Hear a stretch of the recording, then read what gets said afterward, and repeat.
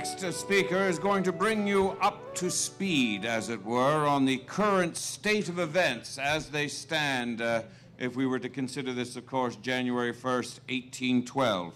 And as a result, I would like to call forward a gentleman who's probably better known as Dr. Wesley Turner, a noted professor from Brock University, but he, of course, will be talking to you in the persona of Mr. Ralfe Clench.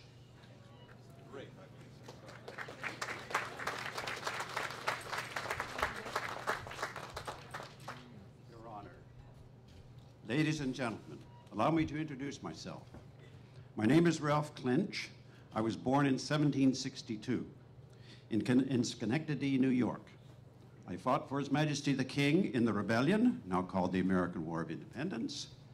When that concluded, I moved here with my wife Elizabeth, and we planted one of the finest orchards in the district. I was a colonel in the 1st Lincoln Militia, fought in the Battle of Queenston Heights. In 1813, I was taken prisoner by the Americans and spent the rest of the war in captivity. And so I speak from experience. Let us imagine it's 200 years ago, January 1st, 1812, and Ralfe Clench is speaking. We are graced by the presence of His Honor, Major General Isaac Brock, who is the senior member of the council, that is the administrator of Upper Canada. He is the head of the civil government of Upper Canada, not the lieutenant governor.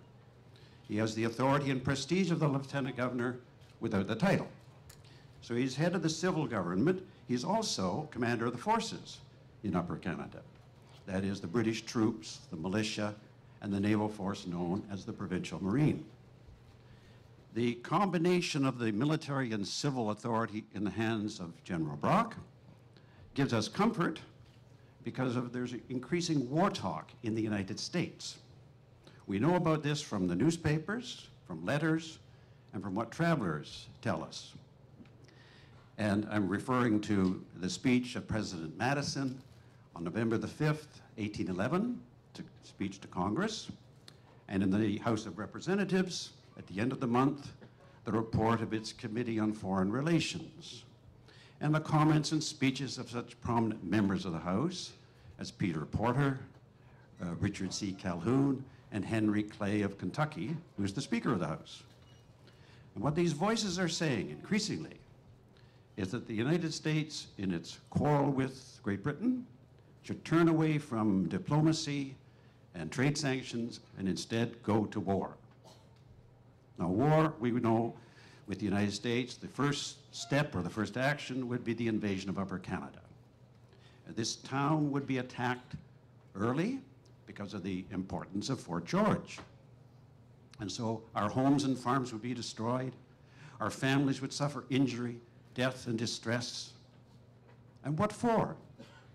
We have no quarrel with our neighbors across the river, and they have no quarrel with us. Old animosities have been forgotten. We and they travel back and forth easily, frequently, without the bother of passports or border guards, except for a few pesky customs officers.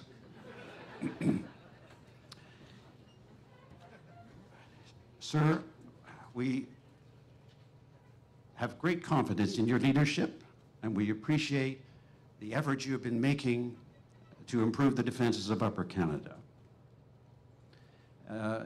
There is some talk about the possible disloyalty in this province, but I can assure you, General Brock, that the Lincoln Militia is loyal, their families are, and all the good citizens of Niagara.